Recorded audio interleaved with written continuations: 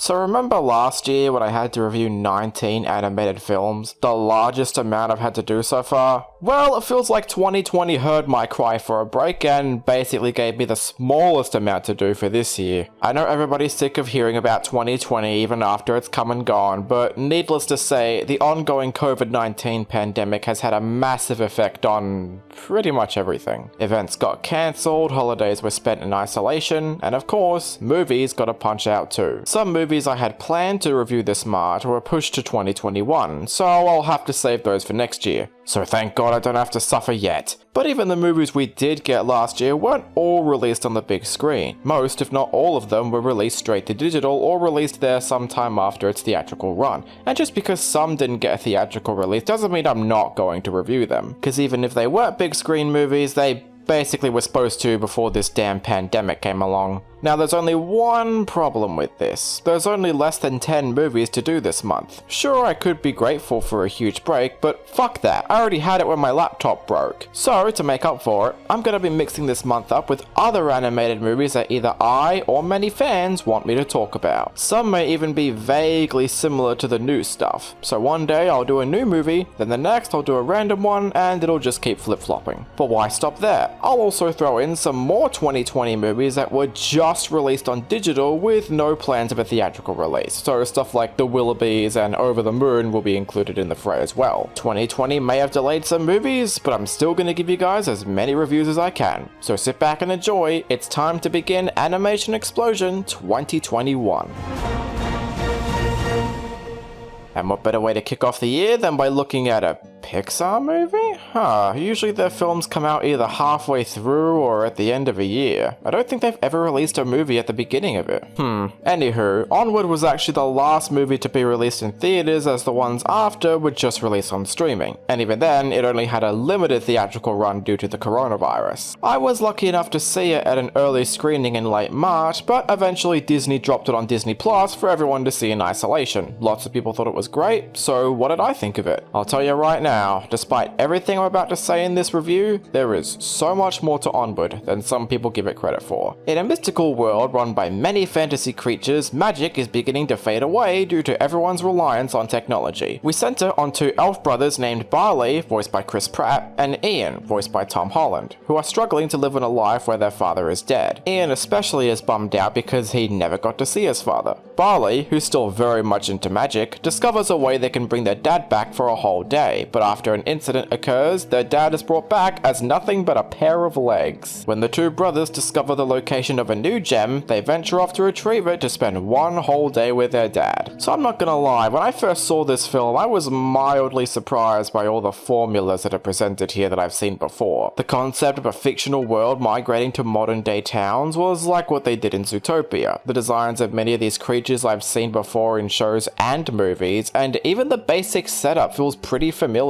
How you have two brothers that are polar opposites and try to get along despite that. It did throw me off a bit since Pixar films often always have those original or unique setups. Though not all their movies are great, you still felt that unique setup, like toys coming to life, a world inhabited by cars, or monsters that live off scaring people. It's not a bad setup, it just comes off as a bit off. But that also hurts the movie a bit because for the first 20 minutes I was kinda bored. Not painfully bored, but bored enough to the point where I could sort of tell where things were going. The concept of the wide-eyed, innocent, and dim-witted but kind-hearted brothers isn't anything original. But trust me when I say this, once the actual quest begins, the movie gets much better. So much so that it almost makes me wonder if the first act was intentionally boring so we could see how mundane things are for the protagonists, so that when the magic does come into fruition, the movie gets more interesting. The quest itself has so many fun ideas, like how there's this manticore that's built up to be this big, scary and brave creature, and then when we see her, she's literally turned her cave into a sort of Chuck E. Cheese restaurant. That's really funny. Or how there's a group of tiny pixies that ride motorbikes, or an invisible bridge that's only there when you believe it's there. And even the dad, despite literally being a pair of legs, legs, manages to have some decent visual jokes but also a fair amount of emotional moments with the brothers. I also love how the mother is literally risking her life to protect her sons, which leads to some pretty badass moments, or how the stepdad is not a villain. And what else I love about Onward is that the journey itself is the big danger here. Ian and Barley have never been on a quest like this before, so every action sequence with them feels surprisingly intense. See, you don't need the lame assassin trying to hunt someone down. Sometimes the journey itself is all the danger the movie needs. I'll even give Disney props for having an openly lesbian side character in the movie. Yeah, it's not as big as what they'd later do, but it was a good start. And yet with all the ups and downs I have with this movie, I will universally agree with the movie crowd that the ending is brilliant. I'm going to briefly go into spoilers here, so skip to this timestamp if you want to avoid it. It reminds me a bit of Up's moral. Carl throughout the movie wanted to take his house to Paradise Falls because that's what his wife Ellie always wanted. And yet as he reads through her adventure book, it suddenly transforms the stuff she wanted to do into stuff she did with Carl, and thus he learns that she still had a great life, and that was her true adventure. In this movie, Ian similarly wants to do a lot of things with his dad once they bring him back, and at a point where it seems like there's no hope left, he realizes that Barley has been his father figure throughout his life. What makes this especially great is that it's all about changing a character's perspective. Ian doesn't get to meet his dad properly at all, but his relationship with Barley doesn't actually change. It's been there with him throughout his life, and he comes to appreciate what he has rather than what he wants. And it brilliantly ties in with the themes of the world. Nobody believes magic is there, but they come to grips with it and learn that despite the changes that have come, it feels familiar, or that even though the dad is just a pair of legs, it's still dad. The ending benefits everything the movie sets up to do, that it comes off as a perfect conclusion. I think that's a good way to close off this review. Onward feels very familiar in many areas. The world feels the same, the archetypes feel the same, the story feels the same, and yet there's still a lot of magic being brought forward. If the ending teaches you anything, it's to appreciate all the little things that go into a movie, even if it never reaches the high standard you'd want it to go. The movie is far from one of Pixar's best, but because of all the little things they put in to make it feel as strong as it inevitably does become, there's more to appreciate about it than you think. So it's a good film, I highly recommend it. Even if you're scared of facing the same stories, the quest at the execution can often make up for it.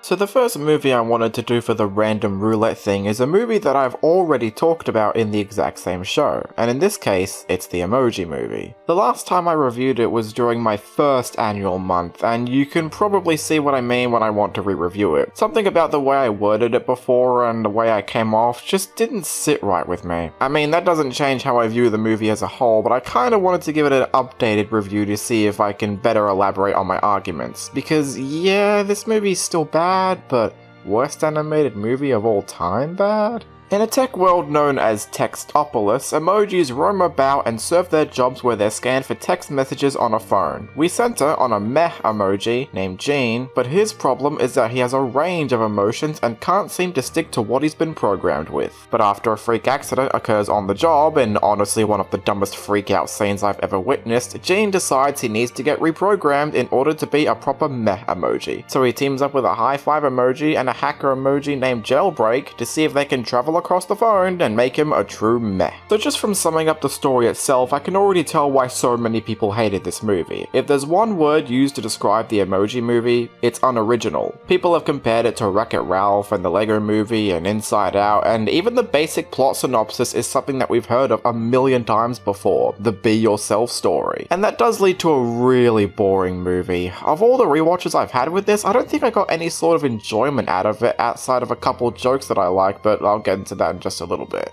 Either because it was just wasting my time with scenes that were pointless, or just dragging on certain jokes because they wanted to be funny. But honestly, compared to a lot of other animated movies I've seen, I will gladly take one that's boring over something that's completely frustrating. I live in a world where these are some of the worst animated films I've ever seen, and apparently this one is worse than them? Yeah, it's boring and completely unoriginal, but I wouldn't call it insultingly bad. I get why people don't like the corporate advertising, but it's not the worst thing about the movie for me, since I find a lot of the story beats and unoriginal themes to be worse. However, one thing about those scenes that I do hate is that they stop the movie. It's like just when we're trying to learn some new things about the characters, they suddenly have to stop doing that just to say, hey, remember Candy Crush? Remember Just Dance? Well, you can play these games on your phone right now. But again, I think these scenes would have been bad anyway if they were just original apps. Advertising is one thing, but stopping the movie like this makes it even worse, even if it does do something original. And when we do get parts like that which are just focused on characters, they're just insufferable. Like, what was the point of giving Jean's parents a subplot if it doesn't add anything to the movie or make me like these characters any more than I do, which is not at all. And yeah, now that I'm on the topic of characters, I may as well talk about them. I will say right now that out of all the characters, Smiler is the one I like the most. It's actually really fitting to have a character who's constantly smiling be the villain, and some of the scenes with her being intimidating with that huge creepy smile on her face is actually a bit unsettling, but in a good way. And plus Maya Rudolph does a great job with the performance. The rest of the characters, can't give a shit about. The parents serve nothing to this movie, even if I do kinda like their voice acting. The human character has no personality. High Five is annoying. Jailbreak is a really bad role model of girl power. But funny enough, my least favorite character out of all of them is Jean. Say what you want about High Five and Jailbreak, but at least they go through story arcs that develop them to an extent. Jean has nothing going for him other than just having different expressions and wanting to fit in, but ironically, it makes him the most selfish character in the movie, because wanting to fit in is all that he cares about. He doesn't really seem too concerned with the safety of Textopolis, and every time he tries to go through one of these apps, he hardly worries about what could possibly happen to the phone if the user thinks there's something wrong with it. Legit, the only time he worries about somebody else is when High Five gets deleted with the Just Dance app. Funny enough, leading to the only good scene in the whole movie. Gene! That's my friend down there. I'm not just gonna leave him to get deleted.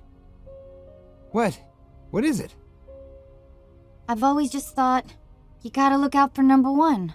Well, what good is it to be number one if there aren't any other numbers?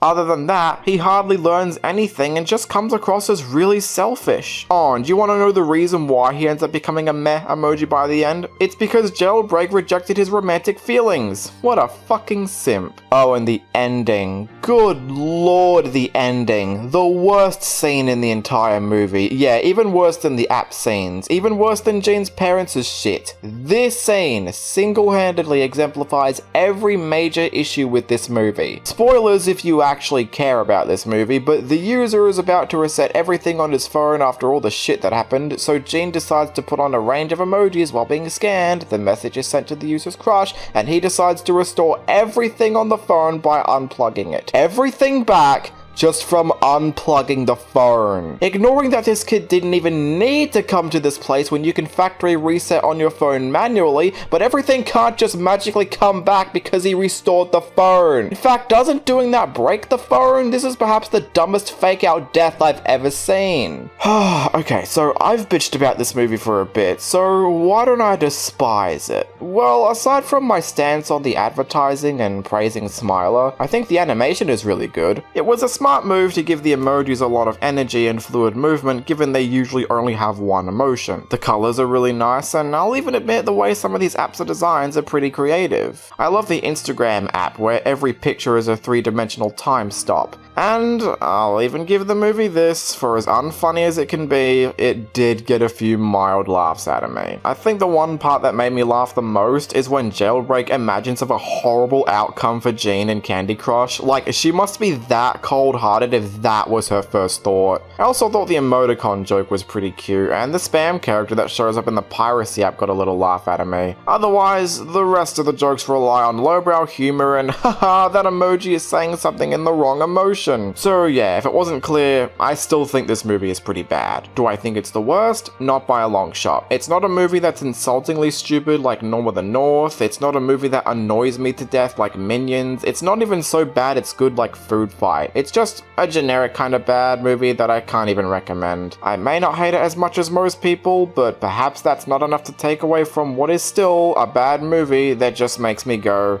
meh.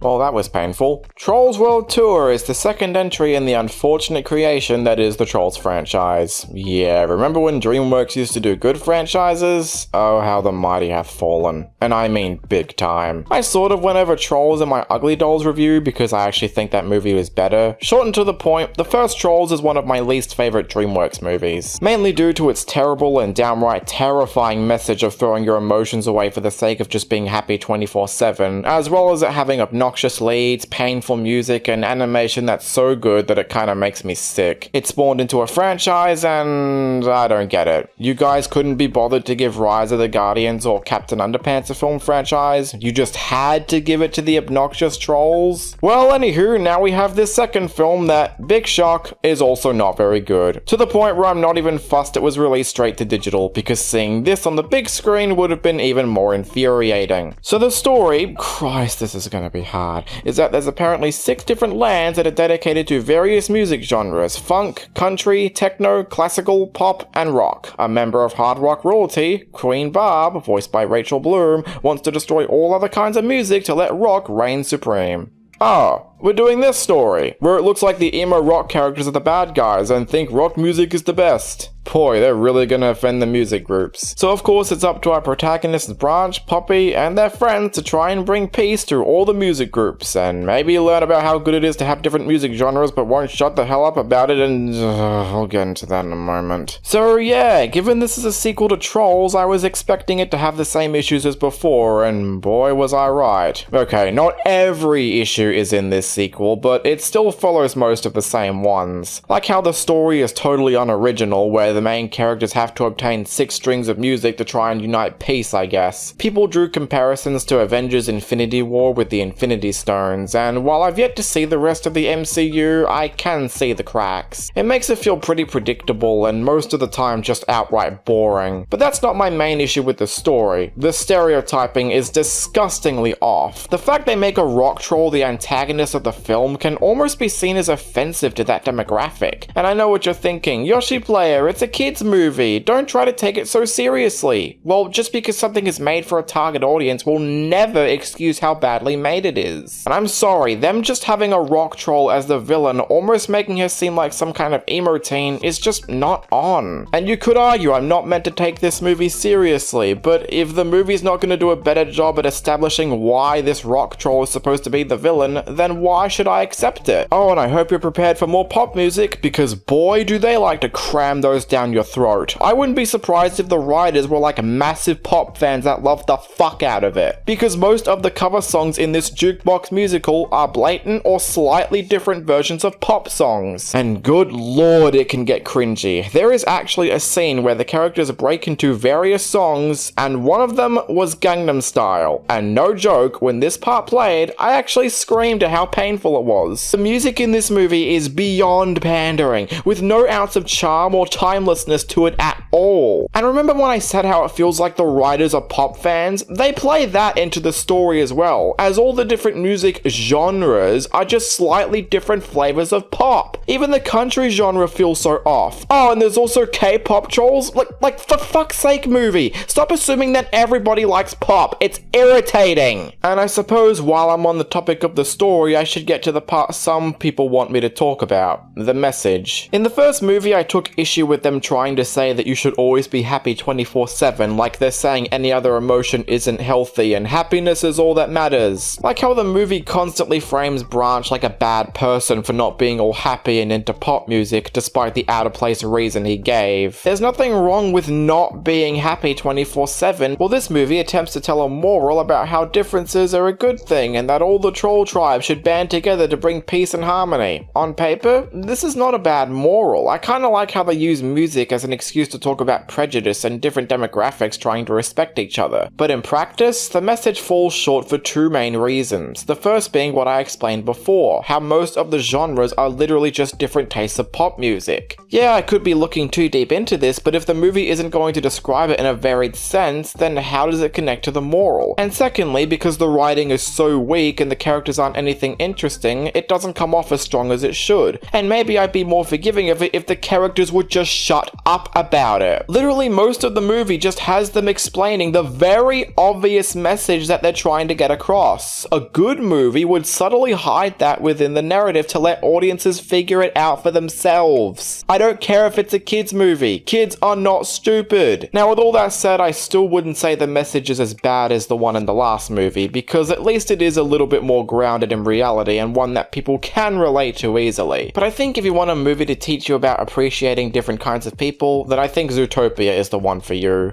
Especially since that movie has more interesting characters than this one. Not to say many of the characters are horrible, I actually kinda like the rock troll, but none of them leave that great of an impression on me. And even the new characters we get introduced to are just kind of there or hardly serve a purpose to the story. And by God, I cannot for the life of me stand the female lead Poppy. Easily my least favorite character from both movies. Why? Because despite her making shallow sacrifices for the greater good, she never has to give anything up in the long term and even unintentionally causes more harm than she thinks. And yet she still ends up in a better position of power despite her actions literally making things worse for everyone, while also expecting others to help her clean up her own messes while she just walks all over them. She's such a horrible role model that she makes Ariel look decent, and she's already beginning to after I realized the domestic violence stuff in The Little Mermaid. It's pretty obvious that I really didn't like this movie. I'm amazed I live in a world where an apparent Trolls ripoff is better than what it's ripping off. Trolls World Tour is far from the worst movie I've seen, but let me remind you that I screamed at one point during it. If it's not the overly painful attempt at pop music that'll make your ears bleed, it's the thin message structure that doesn't come off as well executed as it should have been. Granted, it's not as bad as the first movie, but it's still not all that well thought out. I guess if you're looking for a colourful movie to keep your kids distracted for an hour and a half, it's fine, I guess. But boy, it wouldn't be my first pick, especially if it's gonna go out of its way to make us appreciate pop music like king of all genres. And to all those people who have a slight singe of interest to see it, I'd just watch it with the TV on mute.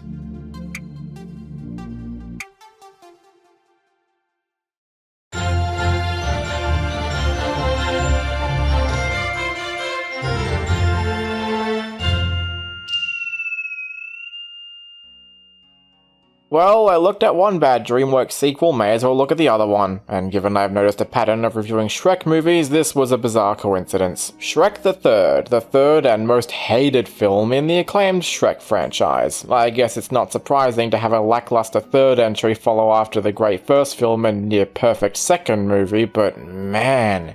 Shrek the Third's gotten so much backlash from both franchise fans and moviegoers that people actually started to treat it as non-canon. And let me tell you, after watching it for the first time in years, I can see why. Shrek the Third not only feels like a shitty fan project to a film that was so good, but it feels like it exaggerates everything we know about Shrek while failing to realize what made those movies so good. The story this time around is that Prince Charming, the original secondary antagonist from Shrek 2, wanting revenge on Shrek after the death of his mother and take his rightful place as king of Far, Far Away. Meanwhile, King Harold has passed away in one of the most distasteful scenes I've seen in my life, and Shrek is next in line to be king. But oh no, Shrek doesn't want to be king because he thinks an ogre running for the kingdom is stupid. Shrek decides to look for Fiona's cousin Arthur, voiced by Justin Timberlake, to get him to be king instead. Even though he's a teenager. Sure, let's just put a teenager in the king's throne, because that makes sense. But while that's going on, Charming teams up with all the fairy tale villains and takes over the kingdom. Alright, so summing up the story in its entirety, you might think the movie doesn't sound that bad. I mean, at least it doesn't sound out of place like Cars 2 was for the first Cars. Except the issue isn't the fact that Shrek 3 has a weak or out of place story, it's literally everything else. In fact, it all makes Shrek the Third feel like a half-baked sequel. Remember all the new world building and lore that Shrek 2 built up? It gave the world some new life and introduced us to these new timeless characters. Most of Shrek 3's lore is already set up from the last movies, and outside of the college that Shrek goes to, all the locations are literally the same from Shrek 2. And as for this movie's new characters, don't make me laugh. Arthur comes off as a whiny character, and Timberlake's performance doesn't really fit for this world. Oh, and like, his only standout is that he gives 2 speeches in the movie. The first is literally after we first meet him, so there isn't enough of a strong connection yet, and the second time is towards the end where he somehow manages to convince all the fairy tale villains except Charming to stop being evil. How much more backwards can you get from that? Merlin also shows up, and despite being voiced by fucking Eric Idle, even he doesn't make me laugh that much. Fiona also joins forces with some familiar princesses like Snow White and Cinderella, and despite some of the voice actresses they got, like Amy Poehler and Maya Rudolph, they still don't get a laugh out of me. You might have noticed I keep bringing up the humor right now, so I may as well address that elephant in the room. Shrek the Third is not funny. In fact, it's disgustingly unfunny, and I mean that literally because they like to overplay the toilet jokes. This might sound crazy, but the first 2 movies really only had toilet jokes to give off an impression from the characters, or to sometimes subvert audiences' expectations. Here they have so many toilet jokes that it comes off as insufferable. I swear every half hour there's another poop joke or vomit joke, and it never takes a break. Or sometimes jokes will just either drag on or play out too quickly when there's clearly a good punchline being set up. There's one point where Puss and Donkey swap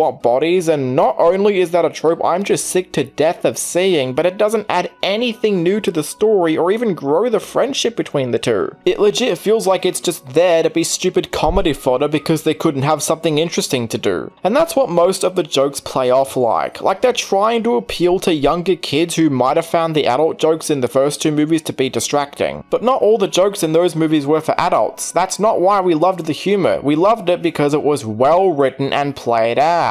Oh, and I didn't even mention how distasteful this movie can get. King Harold, one of the most beloved characters from the last movie, has a completely unemotional death scene because they plaster it with not 1, but 2 fake out deaths that come off as excruciatingly uncomfortable. And wow, what a great way to cap off this dramatic moment with a song that doesn't even fit appropriately. And while we're at it, let's have this stupid subplot where Shrek is nervous about becoming a father. Look, I understand why they don't want to have further continuation of Shrek trying to see his self-worth, because pretty much everyone likes him now. But could they at least make the subplot just a little bit worthwhile? This subplot is treated as nothing but a stupid joke, like haha, Shrek is scared about being a dad, and when they do attempt to take it seriously, it's played completely straight with no subtlety or depth. The fact they try to have some sort of father-son relationship between Shrek and Arthur is laughable. By the way, I find Charming being the main villain to be a huge step back from his last appearance, because it's mainly him on his own. There's no longer anybody to bounce off him or vice versa. I do understand his motivation, but it ends up making him look rather pathetic and idiotic. And it doesn't help that the climax with him is complete and total bullshit. Not just because he's somehow the only one not convinced by Arthur's speech, but the fact that he has a literal musical and he cannot sing well. It hurts to both listen to and experience. I'll say this much, for all the shit talking I've been doing with this movie, there's not much in it that's completely unwatchable outside of a couple of scenes here and there. It's not funny, but it's not all cringeworthy. The characters don't leave an impact, but not all of them are annoying. But I think the reason this movie is the way it is because it lacks everything that made Shrek 1 and 2 so good. There's no longer the themes of self-worth or public status, it's just preoccupying itself with stupid jokes and juvenile plots. In a lot of ways, it feels less like a Shrek movie movie and more like a bad Robot Chicken sketch or bad fanfiction. Even the little things like this movie not opening up with a book throws me off. Shrek the Third isn't awful because of the amount of awful things it has, but because it just feels like a joke. It doesn't hurt my thoughts on the other Shrek movies, but after watching it for this video, I can understand why everyone wants to pretend it isn't canon. It doesn't add anything new to the franchise and does nothing substantial in the long run. And Shrek Forever After forgetting the events of this movie just goes to show how much people don't care about it. So yeah, there's not much more for me to say. If you've seen the last two Shrek movies, avoid this immediately and go straight to Shrek Forever After. It's not the worst animated movie I've seen, but it's a Shrek movie I won't hesitate to dump in deep swamp mud.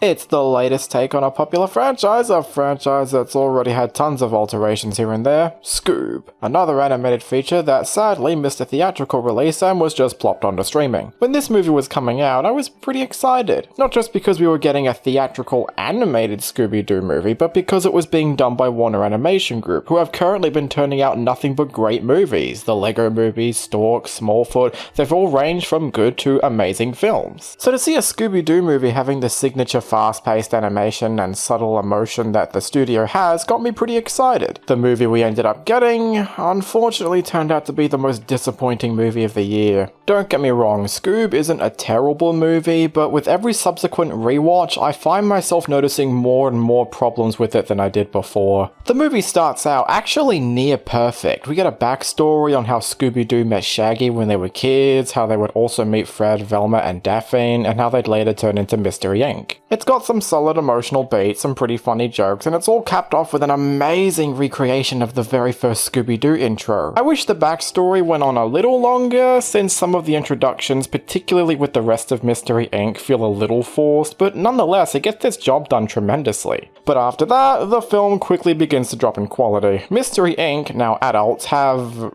Simon Cowell, who wants to invest in the group and make Mystery Inc. a business, but he won't do it unless Scooby and Shaggy quit the team because they're screw-ups? That's weird because the movie never shows them screwing things up in the flashback. They literally pulled the curtains on this very mystery, so they're anything but screw-ups at this point. And oh yeah, great job by having Simon Cowell literally kickstarting this entire movie, and I'll get to that later. So yeah, contrived plot point aside, Scooby and Shaggy go bowling that night, but a bunch of weird minion wannabe robots attack them until they are taken into a spaceship that's operated by Blue Falcon. Okay. They're trying to stop Dick Dastardly. Okay. From opening the portal to Cerberus to try and get Muttley back. Okay. Oh, and did I forget Captain Caveman showing up? Or all this other stuff? No? Well, I'm glad I did, because I swear this movie just jumps to these points without any sort of build-up. It just tosses a ton of ideas without a lot of depth or thought put into it. Going back to the whole Simon Cowell thing, he says Scooby and Shaggy are screw-ups, except there's no build-up to this. We never see them screwing things up in the flashback or at any point growing up. In the second live-action movie, there's this massive action sequence that actually shows the two making a huge mess of the mystery, and it leads to things being more complicated. For all that movie's faults, it at least showed some true human depth of Shaggy and Scooby doubting if they're even good for Mystery Inc. or not. And I also feel they do this just to not have Mystery Inc. express to Shaggy and Scooby that they are useless, and then the movie thinks they abandoned them. No, they didn't. They actually kind of protested against them leaving. Why are you telling me that they abandoned them? Compare this to the first live-action movie, where Mystery Inc. had some actual grief with their inconsistencies, and that led to them quitting. Yeah, it felt a little forced, but at least I understood why they did it. And even then, that movie got me to see more of the dynamic between Mystery Inc. and how they're trying to work together. This movie hardly does that in the beginning, and considering this is a reboot, that is top priority. You don't just assume people are familiar with the characters' dynamics because clearly not everybody has seen Scooby-Doo. Try to actually show some depth. I'm literally only 20 minutes into this movie and I already have these big problems. So yeah, after all of that, Blue Falcon suddenly shows up and now we're in the Blue Falcon story. I mean, the fact that it's a crossover isn't that bad. Scooby-Doo has had crossovers before, except there was hardly any build-up outside of one part where Shaggy shows his appreciation to Blue Falcon and how they dress up as them during Halloween. I'd be okay if the movie started off with the Blue Falcon stuff and then go into the Scooby-Doo stuff, then at least it wouldn't show up out of nowhere. This is set up as a Scooby-Doo origin story, and now all of a sudden we need to tell a story regarding Blue Falcon and Dick Dastardly from Wacky Races. And what makes this worse is that by taking Scooby and Shaggy away from the group, it doesn't do a good job showing off the dynamic between Mystery Inc. They're simply just trying to find out whatever plan Dastardly is up to, and there's hardly even that big of a mystery. And even when they do try to find out who Dastardly is or where he's located, they just look it up online, which is also how they find out where Scooby and Shaggy are. So wait a minute, if you're going to use the internet to figure this stuff out quickly, why didn't you text Shaggy about where they are? Now, yes, there is an emotional subplot going on involving Scooby-Doo, so I guess this movie has a little something to do with him, where Shaggy thinks his ego is getting the best of him. But man, is it handled badly. Because Scooby doesn't actually show any form of ego. All he did was put on a suit because he's important for this mission, and I guess because he took his collar off, Shaggy just acts completely petty towards him. Need I remind you that Shaggy actually nodded to Scooby to take his collar off, and then when Scooby acknowledges this, Shaggy's excuse is just pathetic. I guess you don't know the meaning of a dog obeying its master, do you? And really? You're gonna complain that Scooby's forming an ego while you're still idolizing Blue Falcon, who clearly has a bigger ego problem than Scooby? And yes, he learns that sometimes change is okay, except the moral is thrown out the window when Scooby is no longer in that suit towards the end. So this subplot literally amounts to nothing. Sure, I guess it's better than the friendship plot from Dick Figures the Movie, but it's still completely unwarranted. If this subplot needed to be in the movie, then why not have it to where Scooby, the one who's been without a home for a long time when he was a puppy, be the one who's more afraid of losing Shaggy than the other way around? Like he feels lost without him or something, since he was the gateway to a better life. It would at least give Scooby-Doo a story arc, because despite this movie being called Scoob, he has nothing. All he learns is that he's a descendant of Alexander the Great's dog, and that's it. Guess the simple runaway dog from the Pound plot wasn't simple enough for ya. Nah, because Scooby's the key to the gates of hell. The story is all over the place without any kind of build-up or logic to it, and when there is, it's done so badly. And it doesn't help that the Blue Falcon story contains its own cast of characters that don't make things better. I should clarify that the Blue Falcon in this movie isn't the one some of us might be familiar with. Instead, it's his adult son Brian, and the movie really likes to make this clear, even though it hardly shows off the original Blue Falcon. But Brian is easily the most aggravating character in this movie. He's completely egotistical, arrogant towards Dynamite and Dee Dee, and often turns down their plans for his own even though they're clearly terrible. There's no empathy I feel for this guy, and yet they still try to do that by saying that he's a stick in the mud and he's trying to be a great hero like his dad. Well, guess what, Brian? A guy who wants to be a hero would not be such an arrogant asshole who doesn't even look like he's trying. He doesn't even own up to his own dickheaded actions, he just becomes slightly more capable of being a better person. There's also this other girl named Dee Dee who, outside of looking like a straight up Fortnite character, doesn't get to do that much outside of being the straight man to Brian. Oh, and by the way, I didn't even realize she came from the Captain Caveman franchise. I guess that just goes to show how little the writers care about introducing people to this new world or lore. And then there's Dynamite, who is completely different from his original character. Instead of being the goofy dog kinda like Scooby, he's just another straight man. Why? Dee Dee is already doing that. Why relegate this lovable goofball into a generic straight man that apparently looks up porn? Stay out of my search history! I think out of all the characters in this movie, Dick Dastardly is the one I like the most. Granted, he was always a highlight from Wacky Races, but I love how he's just completely hamming it up as the classic 60s cartoon villain. And the voice acting for him is really well done too. Jason Isaacs kills it with this performance. Dick! And I guess while I'm talking about voice actors, I'm just gonna say it, most of them are either generic or just plain bad. The only exception to this is, again, Jason Isaacs, as well as Frank Welker as Scooby-Doo. It is really distracting to hear him doing full sentences as Scooby, a character who hardly speaks, but he still does a good job regardless. With that though, it really goes to show that voice actors will always be better voice actors than celebrities. Most of them just don't bring anything new to their roles that other actors haven't already done. There's nothing unique about them at all. There is one standout though, but I don't mean that in a good way. Will Forte's portrayal as Shaggy is downright terrible. It's like the directors told him to sound mildly similar to Shaggy, but also maintain his usual voice so people can recognize it's him. And apparently the reason was because the directors wanted a more heartfelt performance for the character? Gee, what a slap in the face to Matthew Lillard, who was actually bummed out he couldn't be in this movie. Thanks a lot, guys. You disregarded the best actor in the live action movies. Oh, and did I forget to mention that Captain Caveman, who like a lot of this movie just shows up out of nowhere, is voiced by Tracy Morgan of all people? What? As for the humor, it's very hit and miss. There's a couple gags that got a laugh out of me, and I admire them using classic cartoony sound effects, but the issue I have with the writing is that most of it doesn't land with all demographics. There's references to old gags or lines, which only Scooby-Doo fans will get. There's adult jokes that aren't even subtle to make kids laugh, and then of course there's the infantile humor that just annoys the adults like it did to me. I was also going to give some brief praise towards the end where Shaggy decides to sacrifice himself to stay in hell so Scooby won't have to. I thought it was going somewhere really deep, but then like 1 minute later, Shaggy just comes back for no reason. It's clear that this movie primarily exists so Warner Animation Group could set up some Hanna-Barbera cinematic universe, and I have no issue with that. Again, Scooby-Doo has had crossovers before, but it's the execution that makes it all feel sloppy. Marvel was able to build up its cinematic universe slowly and enjoyably. Scoob, meanwhile, just tosses it all together in the first movie, and as a result, it sucks out what makes Scooby-Doo so unique. There's nothing this movie offers that I can't get in better Scooby-Doo media out there. Hell, I'd rather watch the live-action movies than this. I know this movie has its fans, and I'm not trying to stomp on anybody who likes it, but for me, this is one of the worst animated films of 2020. Ironically, in the filmmakers calling this movie Scoob, it completely lacks what he do.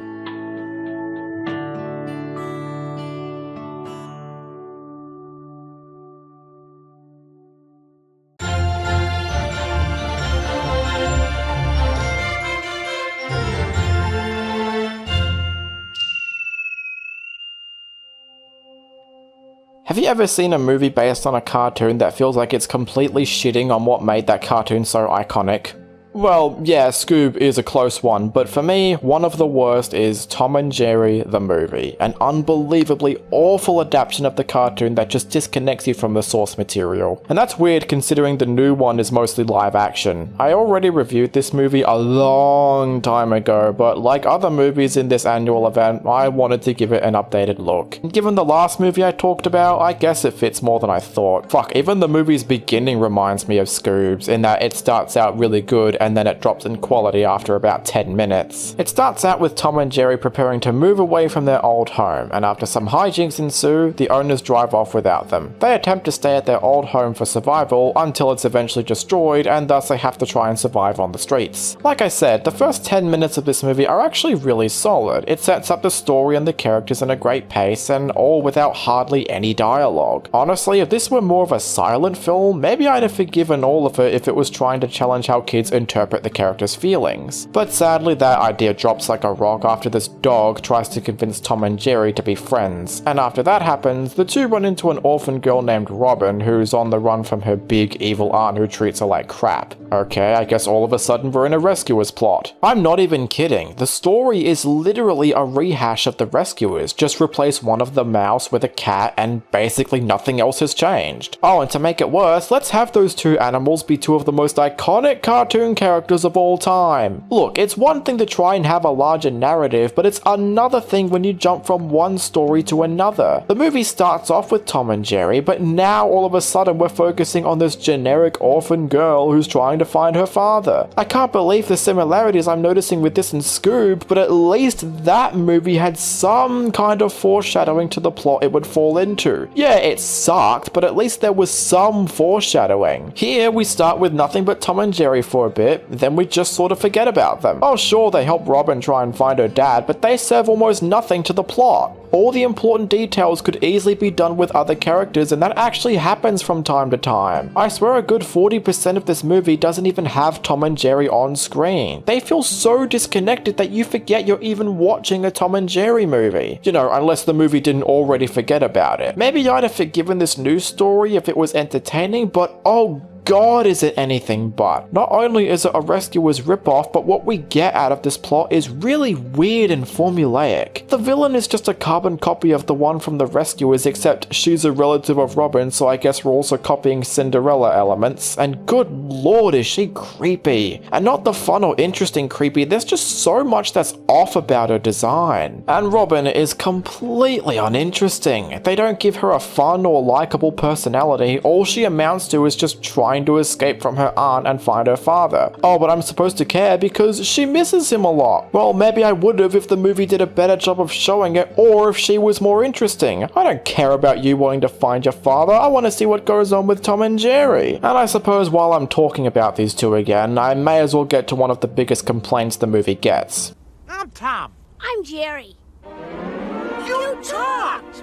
And like a lot of people, I really hated this choice. By making Tom and Jerry talk, you're moving away from the charm of the characters. People seem to forget that storytelling can still be good even if the characters hardly say a word. That's why the first 10 minutes worked, because I was able to tell how the characters were feeling and the choices they made even if they don't talk. I know Tom and Jerry can speak from time to time, but it was usually for comedic effect. But because they have them talk throughout the movie, it almost feels like the writers were afraid kids wouldn't connect with them as much if they were silent. It's far from my main problem with the movie, but it's distracting nonetheless. It doesn't help that their actual voices don't hit home for me. Richard Kind is kind of okay as Tom, even if it does sound kind of off from time to time. I mean, his scream doesn't even come close to topping William Hanna's. But Dana Hill's performance as Jerry is just bad. Why does she make Jerry sound like a little kid here? Do the writers think he's a kid? The same mouse who flirts with babes every once in a while? Seriously? Actually, a lot of the voice acting annoys me. I think the only one I liked hearing was Tony J as the butler, but the rest are either annoying, unfitting, or just plain bad. Even the animation looks incredibly dull. I remember when the Hanna-Barbera shorts had some of the best animation at the time. The movement, the expressions, how you can see the craft in every single frame. This looks like a cheap direct-to-DVD movie, and it baffles me that this was released in theaters like this. And it doesn't help when the animation, again, has a lot of weirdly creepy shots. Oh, and did I forget to mention the songs? What? You didn't think a Tom and Jerry movie would have songs? Well, this one does, and We two, we're friends to the end. Ain't we, my friend? they're all terrible. Well, I guess I kinda liked Robin's song, but I think it's just the singing I like. The rest of them have stupid lyrics and really bad singing. Not to mention, a good third of them just come in out of nowhere when it doesn't call for it. So can you see why this movie feels so disconnected from its source material? Tom and Jerry the movie is anything but what it's trying to be. This isn't Tom and Jerry. It's the Rescuers with a random cat and mouse in their place. If this was the movie that introduced you to Tom and Jerry, then I am so sorry because you deserved so much better than this. I don't know if the new movie is going to be good or not. I haven't seen it as of the time I'm recording this, but holy shit, it has to be better than this. If it wasn't obvious, skip this piece of shit and just go watch the new one.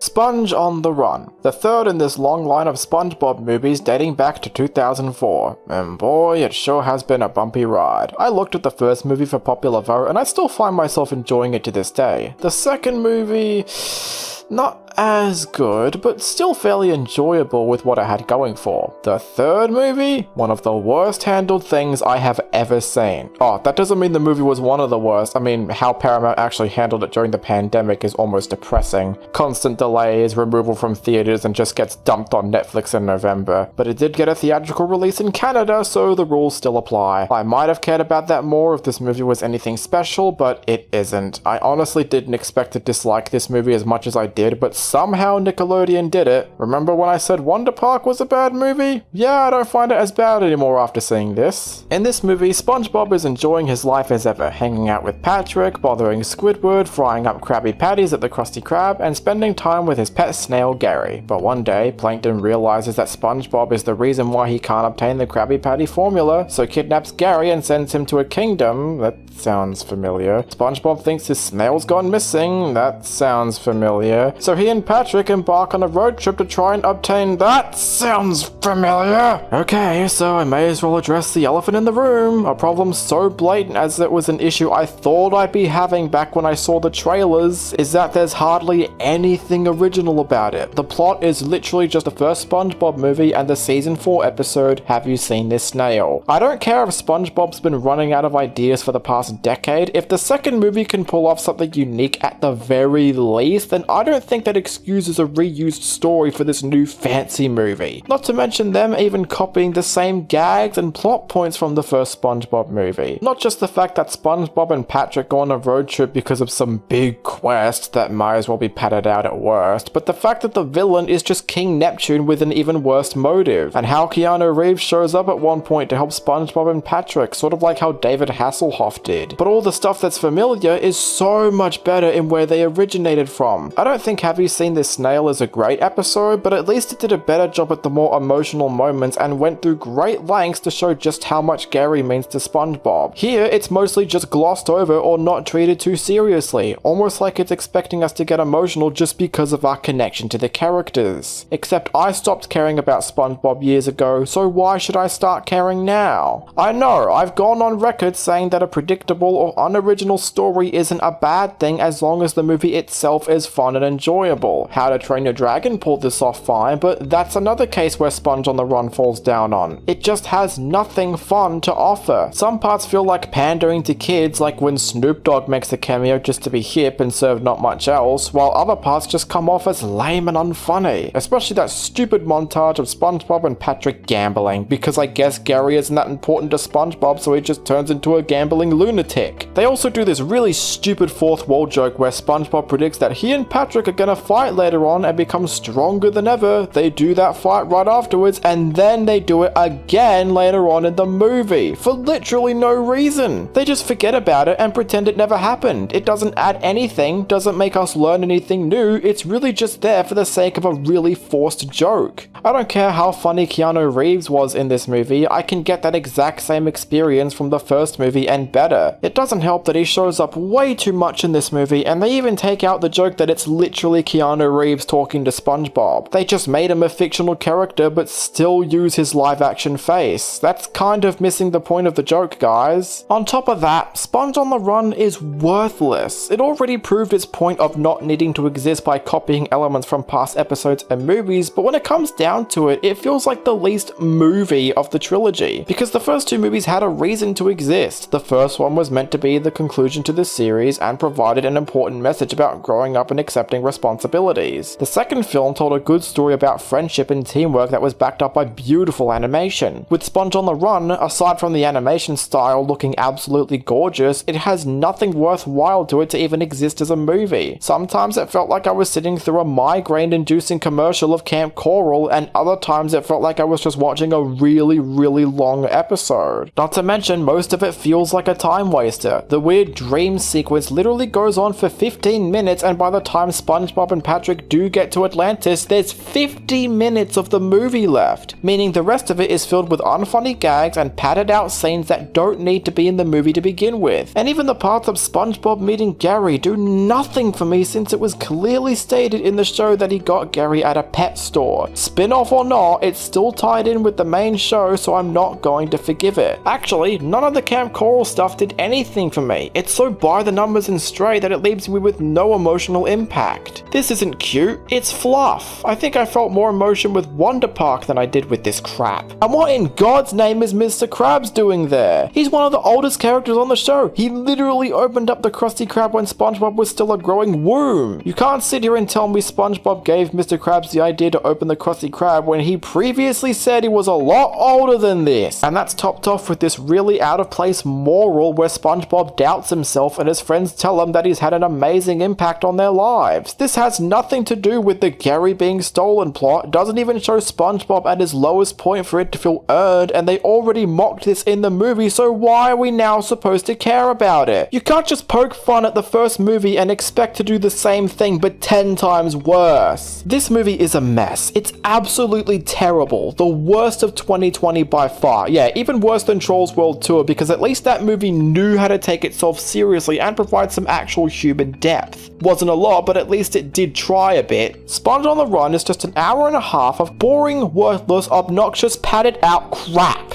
I know some people like it, but personally, I would drown this filth as quickly as I can.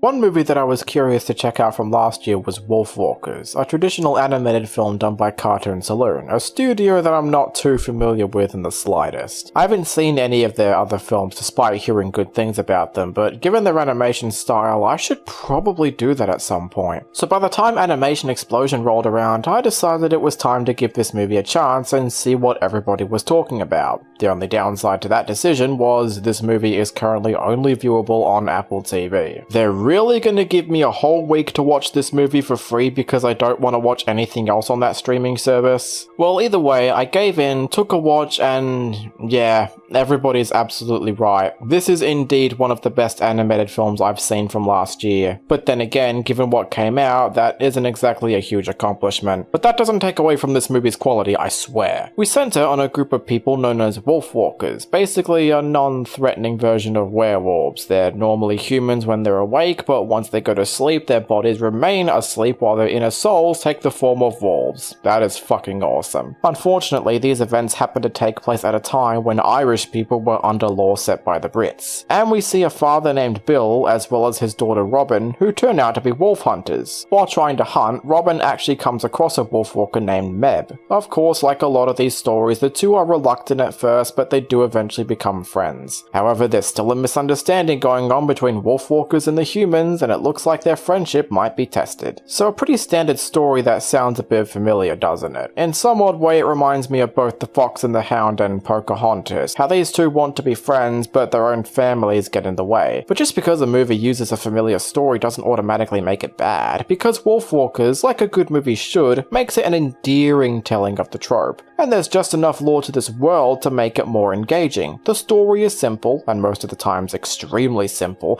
but as long as it's enjoyable, then that's all that matters. If we're ignoring the animation, then I think the characters are the best thing about this movie. They are extremely charming, especially our two main leads. Robin and Meb make for a lovely sisterly bond. This is honestly one of the best friendships I've seen from any movie period. How they look out for each other, how they work off one another, and just their general dynamic is the heart and soul of the movie. And even though it sort of goes into the liar revealed story, it's not as bad here as it is in movies like A Bug's Life or Klaus, because here you can still get a sense that these two genuinely care about each other and don't instantly form some hatred because the plot demands them to. And the other characters are pretty good too, especially Robin's dad. The only character I'm not a big fan of is the villain, because he sort of comes off as a wannabe Frollo or Clayton, but at least he's not insufferable as, say, Ugly Dolls' big bad. And I would be doing a disservice if I didn't talk about the animation, because oh my god, this is the best looking movie of 2020 full stop. Not just animated movies, movies period. Every scene in this movie is visual eye candy. I haven't seen any movie from Cartoon Saloon, I've said that before, but I may need to after watching this. The line work, the colors, the fluidity, the background designs, the character designs, it all leaps off the screen. I wish this was a theatrical movie so I could see this beautiful art style on the big screen. And how about that nighttime scene with the wolves running through the forest? I know I've been gushing about the art style, but I can't help myself. It is that good. Honestly, it's hard for me to think of what else to even say about this movie. Given how simple the story is or how easy it was to point out the positives, everything I said about Wolfwalkers is pretty much all you can get. But I still highly recommend checking it out. This is currently tied with another movie that you can probably guess at this point as my favorite animated film of 2020. Sure, it does do the liar revealed story and the villain isn't anything groundbreaking, but these elements are handled just well enough that I can brush them off as minor nitpicks, because they really can't take away from the magnum opus that is this film. And yeah, it's still annoying that this movie can only be seen on Apple TV+,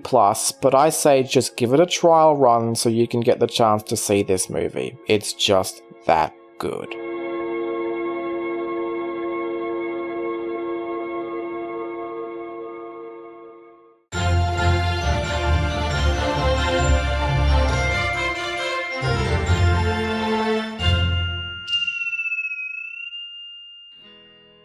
Man, I feel so sorry for Soul. A film that was supposed to be released in June of last year was delayed twice for a theatrical release before Disney decided to just dump it onto Disney Plus for Christmas Day. Coronavirus did not treat this movie well. So consider that cheating if you want to, but I don't care. This movie was supposed to be a theatrical film and I'm still gonna judge it as one. And boy, it sure does feel good to have amazing original Pixar films again. Yeah, Onward was decent, but it has nothing on this movie. I'm sure I'm not going to say anything new about this movie that everyone hasn't already said, but it's just great to have a movie like this again. We center on a music teacher named Joe Gardner, who's been a big fan of music since he was a kid and dreams of becoming a superstar. He's eventually given an opportunity to perform alongside one of the most popular jazz musicians of all time, and then he dies. Yeah, not gonna hide that when it's in plain sight, the main character is already freaking dead. His soul is supposed to go to the great beyond, but he escapes and lands in a place known as the Great Before, where souls perform personalities and are sent off to Earth to be put into humans. The people in charge believe that Joe is a mentor and assigns him to a soul number 22, who doesn't want to go to Earth because she doesn't see a point to it. But the two make a deal with each other. If 22 can help Joe get back to Earth, he'll rig her chances of going as well. Right off the bat, I've seen a lot of people compare this movie to Inside Out and Coco. Some even say it's sort of a blend of the two. I do notice the similarities to Coco in terms of life and death, but the themes sort of strike a bit of an Inside Out thing. In fact, both movies take ideas that have usually been done before and gives them a bit of a twist, and it helps that this movie is directed by Pete Docter, who also did Inside Out as well as Monsters Inc. Except with Soul, it's given much more of an adult edge to it. Of course, it wasn't made for adults, but the themes are. I'm actually pretty glad that most of the movie doesn't take place in the Soul world, as we get a sizable amount of stuff in the human world even after Joe dies, which I know was done to help support this movie's message on the meaning of life. I won't lie when I say by the time the movie does go back to the human world, I started to get a little worried because Joe ends up in the body of a cat while 22 is stuck in his body. I really didn't want to get reminded of Brave, but thankfully these parts do hold a very strong theme to it. Throughout his life, Joe has really only had one goal, to become a famous musician. 22, meanwhile, after resenting Earth for so long, begins to like the little things in life once she has the chance to live there. It makes Joe realize that he never got to appreciate the little things in his life and it made it the way it is. Thus, by the time he gets his body back and gets the gig of his dreams, he now doesn't feel right. He went on about how his life felt meaningless, but realized there was so much more to it. That scene with him playing on the piano while reflecting on his life was such a powerful moment, and it's all done without any dialogue, just the sound of music playing. Now, I've heard a plethora of people giving some criticism to this movie, but the one I see popping up the most regards the ending, where Joe gives 22 her chance to go to Earth, but it means he won't get to go back. And before he goes into the great beyond, he's given the second chance to live his life. What's my input? Well, I can see the issues people have with Joe getting a second life and that he should have just died, but I have to disagree. To quote Cell Specs in her review on the movie, Soul isn't about death, it's about life. About giving people that motivation to live their lives to their fullest. That's why 22 gets her chance to live a life she never thought she wanted, and Joe gets a second chance to live a life he never realized was there. Does that mean the ending is executed perfectly? I don't think I'd go that far. It's just not on the same boat as those who had an issue with it, but each to their own. As for the animation,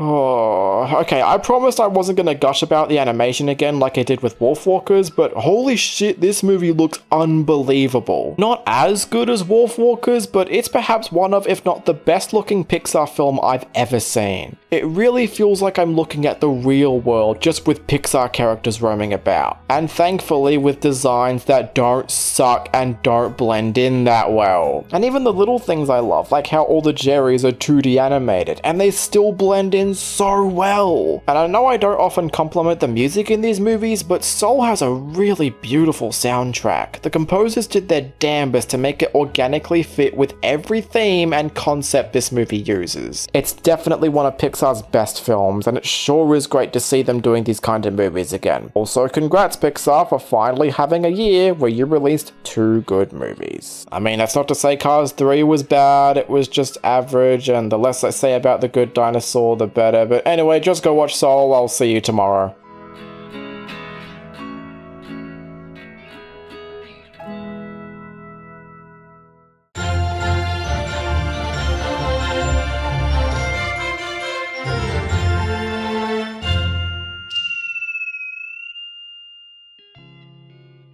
Okay, so I can imagine some of you are wondering why I'm choosing to review Red Shoes and the Seven Dwarfs. Well, there's a couple of reasons. For one, because this movie technically did get a theatrical release over here, it counts by my definition to review it. And two, I thought this was going to be another Duck Duck Goose or Queen's Corgi type of movie. You know, a movie that's so weirdly terrible, and I know people seem to love it when I do reviews like that. So I downloaded it, ready to go into it with the lowest of expectations, and it's actually kind of okay. No joke, what I thought was gonna be a terrible train wreck was actually a lot better than I was expecting. In fact, it's almost kinda good? Well, let's just take a closer look. The story, if the title is an indication, is a different take on Snow White and the Seven Dwarfs. Snow White's father has gotten remarried to a witch who grows a tree that can create red shoes. These shoes can grant beauty and youth to whoever wears it. Yeah, the story's not the most original, but Snow White steals them for herself because her mother is actually evil. Again, not the most original. Meanwhile, a group of young wizards have turned into dwarfs after they attack a witch because they think witches are all evil. So that's as far as I'm gonna go with the story. I get the feeling by now many of you know where it's gonna go. They find Snow White, they think she's gorgeous, and they believe true love is what will break their curse. Sounds formulaic, doesn't it? In fact, while I was watching this movie, I was constantly reminded of Shrek and various Disney movies. And that is probably the movie's biggest problem. It's not that the story is badly done or presented in a way that irritates me, it's just a little too safe and not all that interesting. Given the synopsis, it was no surprise it does the whole love your inner beauty moral, which Shrek had already done, but at least there they did a better showcasing the gross nature of ogres that fit organically with the message. In this movie, the characters almost come off as a bit too cutesy to feel really out of place, and that doesn't resonate with the message it's trying to get across. It's jarring whenever the dwarves see themselves as so disgusting and unnatural when they hardly look as ugly as someone like Shrek. Maybe it would have been better if their vanity was better foreshadowed at the start, but they just sort of say it and we're supposed to believe it. I mean, for Christ's sake, they don't even zap the witch because she's ugly. They just do it because they assume she's evil. The message is good. I think more animated movies should tell you to appreciate your body, whether skinny or fat, but I just wish it was a little stronger. Although I will say I am so glad that Snow White herself is never ashamed of how she looks. We actually do get a good glimpse of how she's treated when she's not seen as the traditional beautiful princess. I genuinely felt sorry for her, but also glad that she never looks down on herself for how she looks. It's actually Merlin who goes through this arc, but even he has kind of an understandable reason as to why he feels the way he does. So if the story's a letdown, how come I don't hate this movie? Well, it's literally everything else. The story might be a drag, but the rest of the movie actually kind of makes up for it. When I saw this movie's animation, I was pretty damn impressed. It looks much better than Duck Duck Goose and the Queen's Corgi. I may have complained earlier that the characters look too cutesy, but damn it, they look amazing. The dwarves look cool, the side characters have really distinct designs, and Snow White, both skinny and obese, is just beautiful. And what helps these characters is that the voice acting is pretty good. That's Chloe Grace Moretz as Snow White, and she brings so much innocence to this character. But of course, the biggest highlight was hearing Patrick Warburton as the Magic Mirror. Honestly, in anything besides Modern Family Guy, I just love hearing his voice. He's always just making me laugh for some reason, even when he's not cracking jokes. And hell, even the writing gets a good few laughs out of me. One of my favorite running gags is that whenever the dwarfs are by themselves, they transform back into humans, but as soon as anyone sees them, they go back to dwarfs. It makes up for some pretty funny visual jokes, and it was quite creative in which scenarios it would be used in. It also has some pretty good slapstick too, and again, just hearing Patrick Warburton can sometimes be enough to get some laughs out of me. So I'm pretty torn with what to conclude with here. Red Shoes and the Seven Dwarfs is not a bad movie by a long shot. Don't let the marketing think this movie is shaming overweight women. Yes, the message isn't handled the best, but at least it's not handled badly either. I like the animation, I really like the characters, the writing is decent. This movie is almost kinda good. I just wish it were a little stronger. But if you do want to check it out either out of curiosity or because this review said so, do it. Who knows, you may even end up loving it. Take a look for yourself and see if you can find the inner beauty.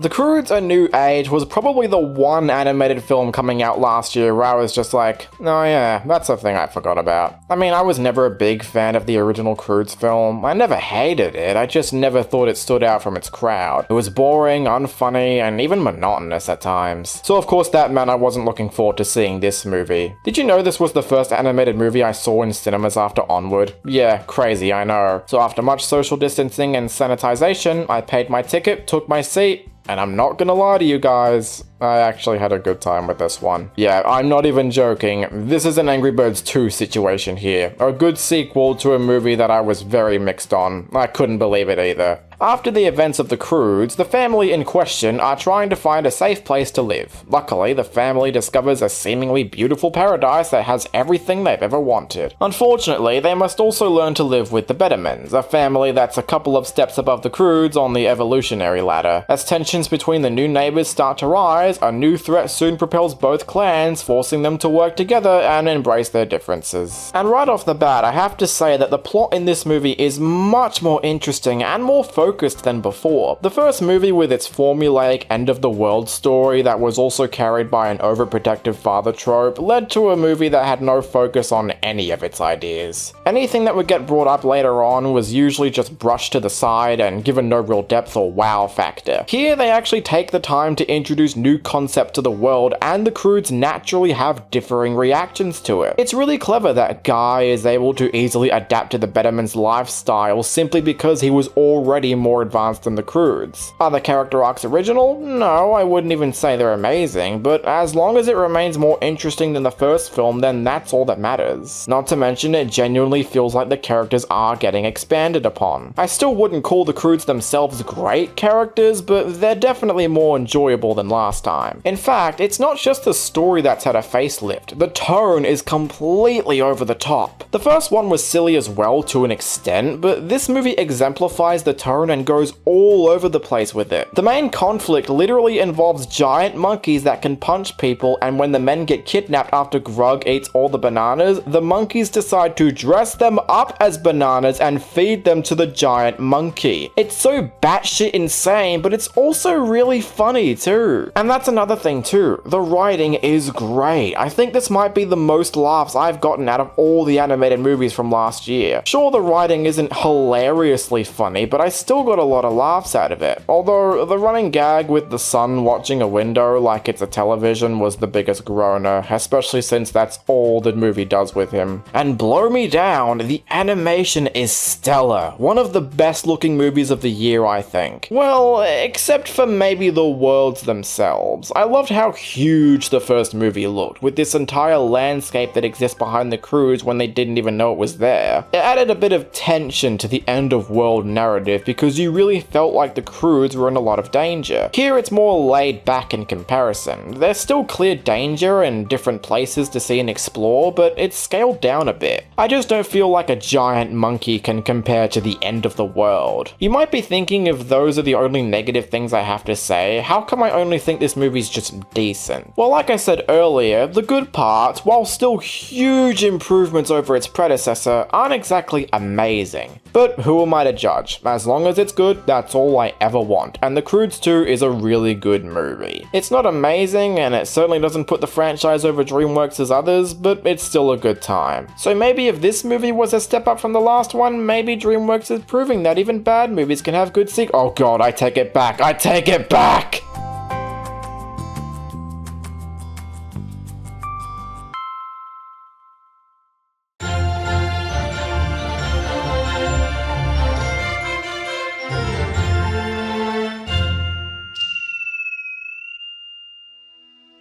Over the Moon was a movie I had only recently heard about. I wasn't caught up with the details or synopsis or production or anything really. And it's not like Klaus where I knew it was a thing but just sort of felt vague. This movie I knew next to nothing about until it came out. I heard lots of people saying it was really good and you should check it out, and I didn't know what to say given I hardly knew about it. But when I found out it was released exclusively on Netflix, I decided to check it out, and yeah, everybody's right. Over the Moon is not only an enjoyable Netflix movie, but it's something the studio really needed, especially after what I said about them last time. It stars a girl named Fei, who's going through some grief because she lost her mother when she was 10, and now her father is dating someone else. She believes that her father must love their late mother no matter what, even though she's dead, and discovers that a moon goddess is also waiting for her long-lost love to return. So Fei decides to travel to the moon to get proof of this moon goddess's existence so her father won't have to remarry. So right off the bat, it's pretty interesting to have an animated movie that centers on grief. I mean, it's been touched on a couple times in other movies like The Lion King for example, but I don't think it's ever been done to such extreme, at least from what I've seen. And it's handled pretty tastefully for the most part. The reactions Fei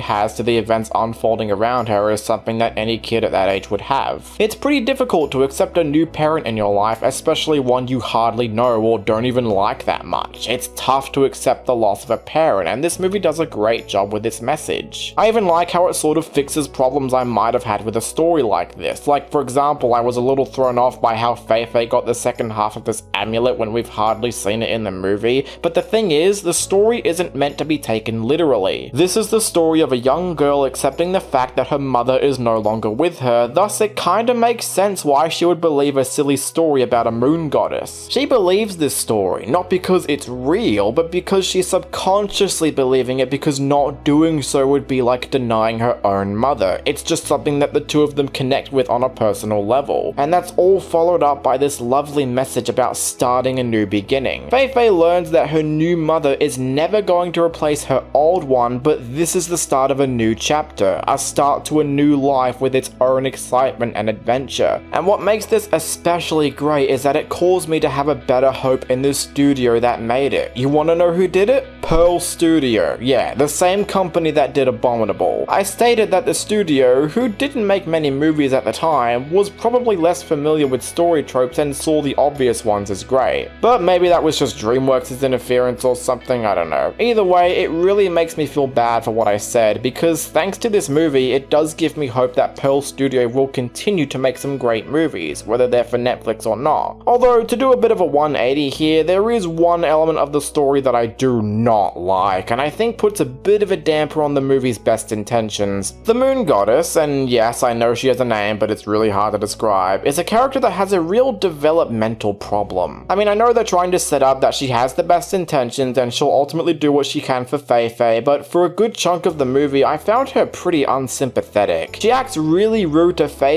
and behaves like a total female pop star, and it's just a bit unbearable. And that's not even mentioning that she, at one point, flat out lies to her brother about giving him the photograph even though he won their ping pong game fair and square. But it's okay because by the end of the movie she does a complete 180 and becomes a better person. Yeah, only because the story was coming to an end and suddenly the movie wanted us to sympathize with her character. Not only that, but this movie decides to throw in a time limit, and I hate it whenever movies do this, especially when it's not utilized well. It adds nothing to the story, only serving as a forced method to add stakes to the movie. The music is surprisingly really good. I suppose that has to do with the director who's worked on many Disney Renaissance films, but yeah, the music is good. I'm not a fan of the more modern-y style music, but the ones that have a more timeless feel are really nice to listen to. So I guess to conclude my take on Over the Moon is I do really like it. It has a great depiction of grief, has some gorgeous animation, some nice music, and a powerful message about moving on. In terms of movies like this, I still prefer ones like Coco, which in my opinion handles the whole moving on aspect and remembering family angle a lot better, but that doesn't take away from an enjoyable film. Yes, I wish the Moon Goddess was better. Yes, I hate the unnecessary time limit. Yes, I don't like most of the animal sidekicks, which yes, I know I haven't mentioned at this point, but whatever. I still think Over the Moon is a good time. Not the best animated film of 2020, but definitely up there. I'm looking forward to what Pearl Studio does next, as this does prove to me that they are certainly capable of making some good movies. If you have Netflix, or better yet, if you still have Netflix after the recent bullshit they did, give it a watch and see if the ride was worth it.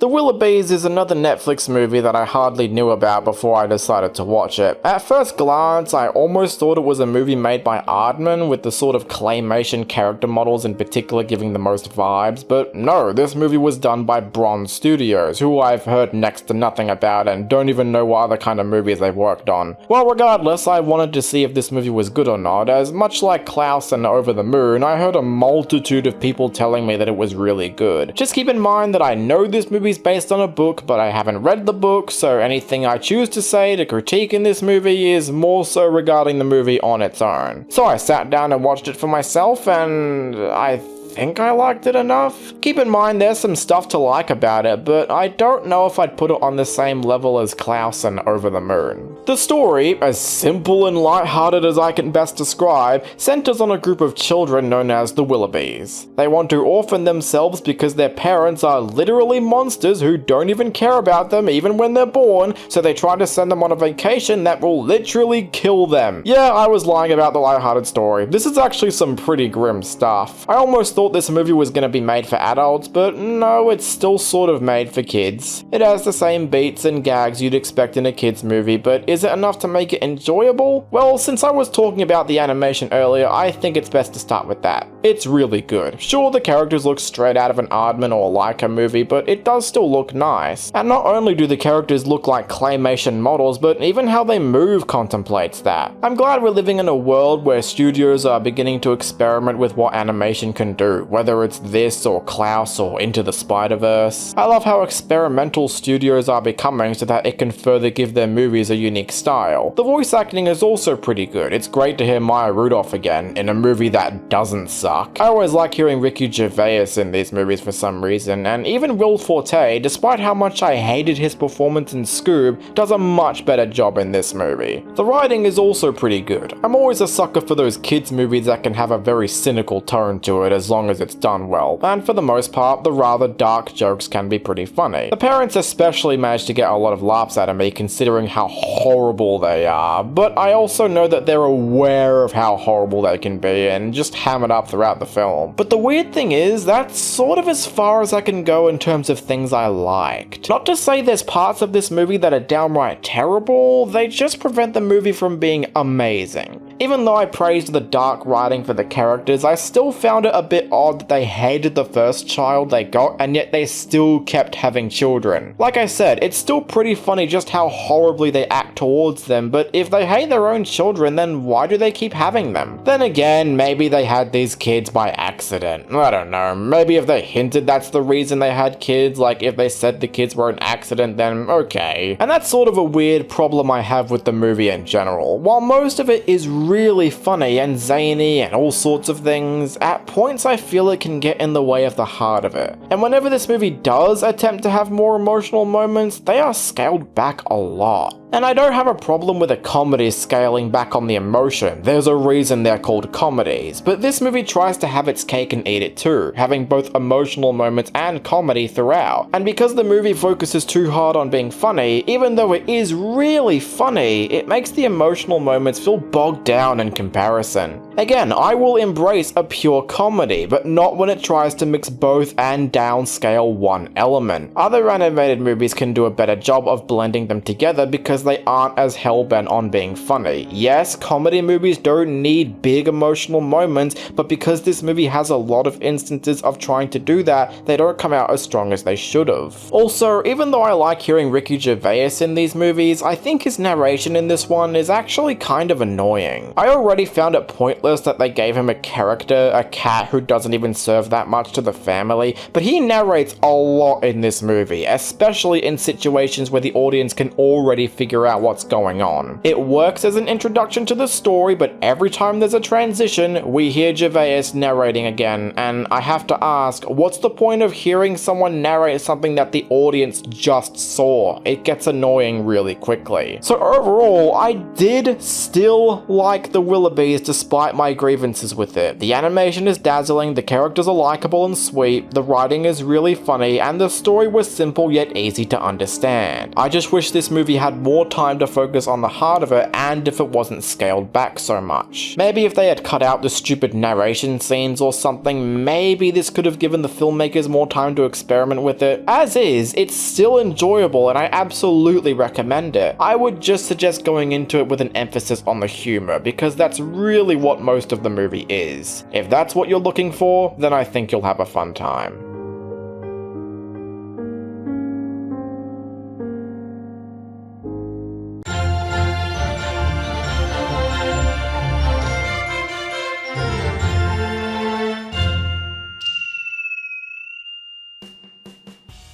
Alright, let's talk about Space Jam. I'm sort of cheating on this one since it's not entirely an animated movie, but it has a lot of animated moments in it, not to mention most of it takes place in the Looney Tunes world, so perhaps I can make an exception. And hey, with the sequel coming out this year, this only seems fitting. For the longest time, I adored this movie. It was so cool seeing Michael Jordan team up with the Looney Tunes and facing these big, tough monsters in a game of basketball. But the poor 6-year-old with me didn't realize how stupid it all sounded. Watching it as an adult, yeah, there's a lot of stupid shit in this movie. But in a weird way, it's an enjoyable kind of stupid. Yep, it's one of those so bad it's good kind of movies. On a planet in space, the owner of a theme park, played by Danny DeVito, wants new attractions and sends his henchmen to grab the Looney Tunes. But given the aliens' short size, the Looney Tunes challenge them to a basketball game, thinking they'll have this one in the bag. However, they steal the talent from professional basketball players, transforming them into giant monsters. So the Looney Tunes enlist help from Michael Jordan to try and beat them. So yeah, if the plot is anything to go by, Space Jam is a really stupid movie. Michael Jordan teaming up with Bugs Bunny to challenge giant monsters to a basketball game makes no sense whatsoever. And I think Warner Brothers just didn't care about what story this movie had as long as it would sell well enough to make money. That's probably where most of the hatred it gets stems from, the fact that it's just a really long commercial. But again, like the Emoji Movie, I'm choosing to judge it as a movie when I push the marketing and branding to the side. And thankfully, unlike said movie, Space Jam is much better. Does that make it good? Hell no. But despite how stupid this movie is, it's so damn enjoyable. It's one of those movies where I can just embrace the stupidity because of how much fun it can get. The animation just leaps off the screen, giving the Looney Tunes a real cinematic edge that I don't think we've we've ever gotten in years. The basketball game towards the end of the movie is so much damn fun. I really felt the effort and time went into that, and visually speaking, it's the best part of the movie. But that's sort of where my unironic praise ends. While I'm willing to rewatch this movie as many times after this review, that doesn't take away from elements that genuinely do suck. While the Looney Tunes parts are mostly okay, they do contain some really bad dialogue, and I think that's because the Looney Tunes mostly rely on one-note gags that are either not so subtle showcases of what they're like, or just have really bad jokes that you'd never see in the original shorts. It's just, I don't feel Looney Tunes themselves really get the best representation here, and it doesn't help that the movie introduces a new character named Lola Bunny, played by Kath Soucie, who I usually love hearing in cartoons. But here she essentially plays a sexy bunny without much personality. There's also some parts that are mostly live action, and they're the most boring parts of the movie. I don't get why that, outside of Who Framed Roger Rabbit, that when movies have classic characters in live action, the live action parts are always boring. I like Bill Murray and Wayne Knight, and that cameo from Dan Castellaneta and Patricia Heaton was cool, but everything else about the live action parts just bore the hell out of me. Though to go back to positives, I think the soundtrack slaps. The actual songs they used add a lot to the movie's themes, and the soundtrack composed by James Newton Howard really helps the movie's cinematic scope. It's really difficult to further elaborate on why I enjoy watching this movie despite how bad it actually is. Maybe I'm nostalgia blind? I don't know, but at least nowadays I can point out the movie's faults because there are a lot. Despite those though, Space Jam is just a harmless kids film that I'm sure kids will like just fine. It doesn't have anywhere near the same amount of quality as Roger Rabbit, but the dumb parts in it are just enjoyable enough for me to say it's not a total failure. Is it bad? I guess, but I consider it a guilty pleasure. It's dumb, and at points downright cringy, but it's the silly kind of enjoyable. With that said, here's hoping the sequel's good.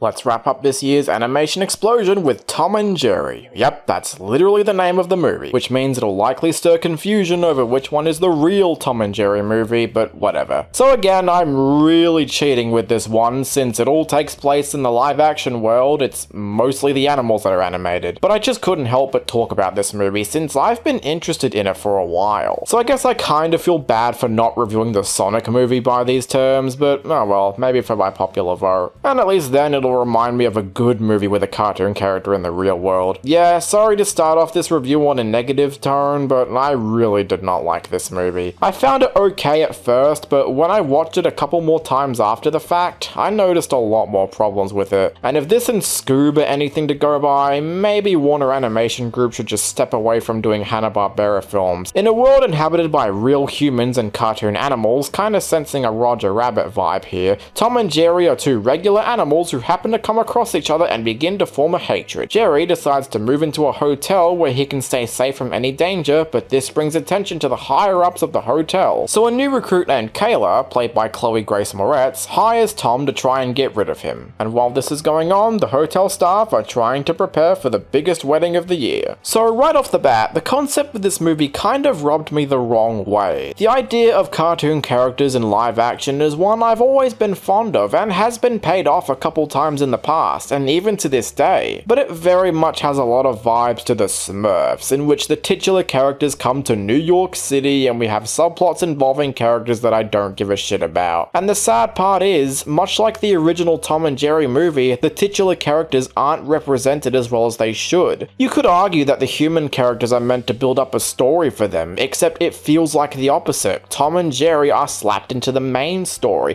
and while at first it's more about them trying to get rid of Jerry, it all just ties in with the wedding drama, which again, I don't give a shit about. Tom and Jerry themselves are hardly in the movie that much. They literally don't even come into focus until about 20 minutes in, and it's only after that point where they're used a bit more often. You could also say that Tom and Jerry are being used as the main conflict in the movie, but there's a difference between them being used for story and as the problem. While they are integrated into the story better than the original movie, it's still mainly about Kayla trying to keep her job and making sure the wedding goes according to plan. There just so happens to be a cat and mouse fighting each other, and it's making things hard. Again, I can see where people are coming from, but the story is still started off by humans, and they're in it more than Tom and Jerry are, so I don't exactly see it as a big compliment. I would care more if the human characters were funny, but they aren't. The only actor I felt was really nailing it was Rob Delaney as the boss, mostly because he overacts every scene he's in, and I love it. He really does fit with the Tom and Jerry nature. The rest of them aren't horrible, but it just isn't that strong, especially when they try to have some energy, and it just feels like they're phoning it in. Also, I found Kayla to be a pretty unlikable character, which is a big problem considering she's essentially the main character of the movie. Do you want to know how she gets her job? She lies and manipulates another woman who's very excited about working at the hotel into not signing up, and then Kayla steals her resume. So yeah, she basically crushes the dreams and hard work of another woman to get her job. 10 minutes into the movie, and I already hated the main character. Oh, and did I just say the word lie? Well, yes, because unfortunately the story decides to have the dreaded liar revealed story arc, which as most of you know, I loathe. I hate it whenever movies use it. It plays out exactly the same. The character is revealed to be lying, everybody's sad, but then things will inevitably come around in the end. Christ, I thought it was time for movies to move on from that dumbass trope. Oh, and another thing about the storytelling is how at several points it feels like the movie's trying too hard to explain certain things to the audience. Almost like it thinks kids are too stupid to tell the subtle story beats, like when this stupid pigeon shows up to explain what's going on, or how they try to establish this guy as the villain by having a fish look at him with a poop emoji and a thought bubble. Fuck. Now, what about the traditional Tom and Jerry slapstick? Well, it is there, but again, because Tom and Jerry aren't actually together most of the time, the slapstick takes a step back. When it is there, it's great, but when it isn't, it makes the movie unbearably boring. Not to mention the live action parts contain their own jokes, and they are painful. Especially that stupid running gag where someone's just talking on and saying irrelevant or awkward stuff before ending it with them saying, "Oh, sorry." Oh, and that stupid fucking poop scene that just... ugh. Now, like I said, when the movie does try to focus on the Tom and Jerry stuff, it's the best part of the movie. The animation, even though it's clearly CGI, looks really damn good. The stretchy art style has transitioned nicely to CGI, and it's cool that they still try to make them look 2D. That said, I'm not a fan of the sound effects. Most sound too realistic and don't have the punch or impact that the ones in the original shorts had. Oh, and speaking of sounds, the music in this movie is awful. I can buy them wanting to modernize some music to fit the times, but the music is really annoying. None of it sounds remotely close to a Tom and Jerry movie, and I can hear it most of the time. They don't even use the classic Tom and Jerry theme at any point, not even as a reference. What a letdown. And that's basically the term I use to describe the movie. It's a letdown. I guess I can't be that angry at it because while it has a lot of things that annoy me, it's relatively harmless. Honestly, I think Tom and Jerry fans all like the movie enough. I mean, most of the people I see calling this movie good are fans of the franchise. I mean, yeah, I'm a Tom and Jerry fan too, but I don't know, maybe I'm just a negative Nancy. But if you're a general moviegoer who's looking for something like this movie, I would just go watch Who Framed Roger Rabbit again. Or actually, go watch Fast and the Furry. That is actually a really good Tom and Jerry movie. It uses them well, and it has a cartoony story with over-the-top characters that are actually funny. As for this new installment, well, I think it's better than the original Tom and Jerry movie, but not better than what I was hoping it would be.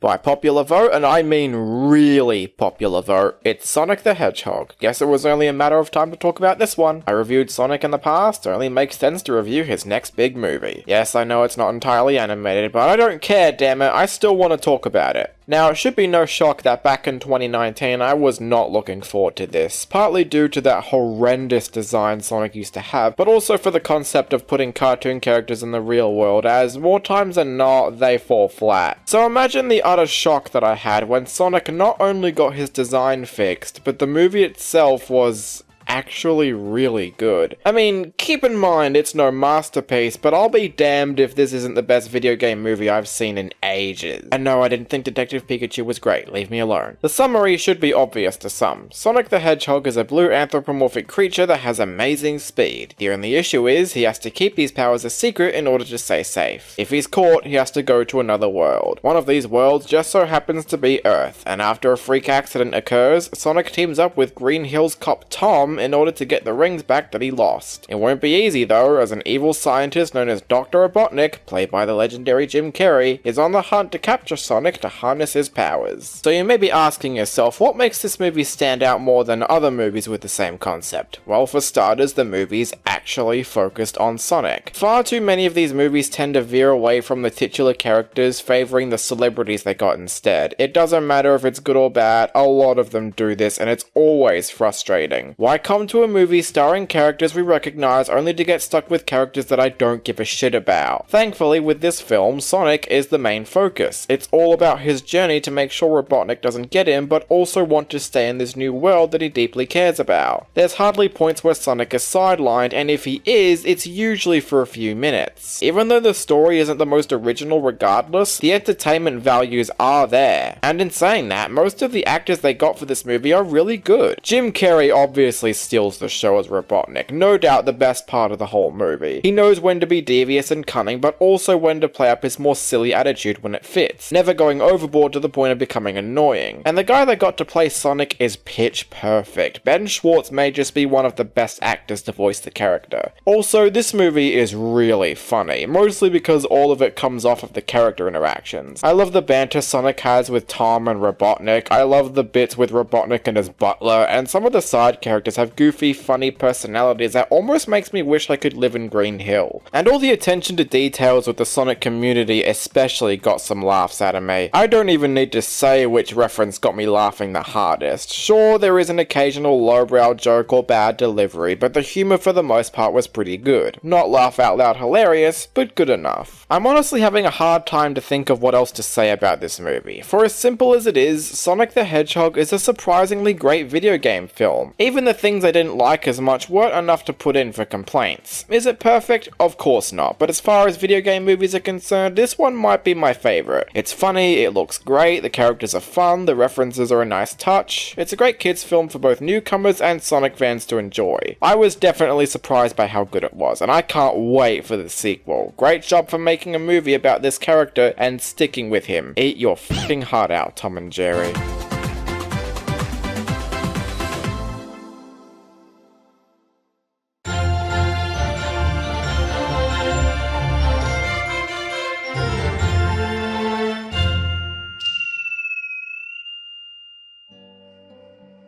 By popular vote, it's Shrek Forever After. Can't say I was surprised people wanted me to talk about this one. I did do the last 3 movies, I think it's time to conclude the Shrek trilogy. That one isn't canon. Anywho, this was a rather interesting movie to talk about, purely for how divisive it's become. There's people who like it, people who hate it, and people like me who find ourselves in the middle. Shrek Forever After is no first or second film, and I'm not surprised to see why. But at the same time, I can't pretend it doesn't do some things right, and it's certainly an improvement over the last film, that's for sure. The film opens with the villain Rumpelstiltskin, who's been wanting to take over Far, Far Away for his own needs. He was close to getting Fiona's parents to sign a contract, but this just so happens to take place at the same time Shrek rescued Fiona in the first film. Thus, Rumpelstiltskin dreams of getting revenge on Shrek. And speaking of Shrek, his life is starting to become a bit mundane. Every day feels the same to him, and everybody loves him, but he misses the days when people used to be afraid of him, and gets persuaded by Rumpelstiltskin to sign a contract parasite that gives him one whole day to be the scary ogre he used to be. But as soon as he discovers Shrek doesn't exist in this timeline because the very day Rumpelstiltskin took was the day Shrek was born. So naturally, he locates Fiona, becomes friends with Donkey again, and joins the ogre resistance to get back his happily ever after. So yeah, to sum the story up in a nutshell, it's the Shrek equivalent to It's a Wonderful Life. But even though it copies the basic setup, the build-up actually fits in really well. I gotta give this movie props for actually going back on the themes of Shrek's character arc. It was all about him wanting to fit in and be accepted by society, and now he's here with everything he wanted. But it's a lifestyle that becomes mundane and repetitive for him that leads to his decision to sign the contract. He's been alone all his life, and all this new responsibility is really overwhelming for him, so I don't think that makes him unlikable in the slightest. And yes, I know everybody's gonna bring up that one scene where he blows up at Fiona, but they did that on purpose, so that when Shrek does realize he f***ed up, it's immensely satisfying. But although I like the themes the movie's going for, the actual plot itself is rather predictable. And I know I always say that original stories don't matter if the movie itself is entertaining. And well, half the time Shrek Forever After is entertaining. Aside from Shrek's character arc, it was fun seeing all the characters in different roles and settings that we never thought we'd want to see. Like how Shrek's the one who has to befriend Donkey instead of the other way around, or Fiona leading a resistance of ogres. I like the different roles, regardless of the story going in the directions I figured it would go. And while we're on the topic of characters, Rumpelstiltskin is actually a really great villain. His design is great, I love the voice acting, and he can be pretty funny too. And I don't know if it's just me, but the fact that he literally rules over everything, effectively raising the stakes of Shrek's time limit, makes him one of the largest threats in the franchise. Now, as far as humor is concerned, well, to tell you the truth, Shrek Forever After isn't that funny. But the catch is, it's not trying to be funny. This is an alternate timeline where Shrek's life is stripped away and everyone is miserable. There's hardly a need for jokes in this movie. But with that said, the ones they do decide to go with are hit and miss. Some of them are great, while others can be a bit groan-inducing. But the important thing is, none of them are as bad as Shrek the Third's jokes. And yeah, that's pretty much everything I have to say about Shrek Forever After. As far as where it stands in the franchise, I'd rank it the third best. Does that make it a good movie? Well, I think it's decent enough. The story is captivating, the characters are still great, and the drama is amped up so well that it actually made me cry at one point. But the pacing is a bit slow, and the jokes, despite there not being a lot, can be hit and miss. But still, as far as the finale goes, Shrek Forever After is far from the worst. It has its moments, and the ending is satisfying enough for me to say, you know what, this is a good way to close things off. That's basically the best way to close off this movie. It's not great, but it's a good way to close things off. Wow, I finally reviewed every Shrek movie. What could I do next?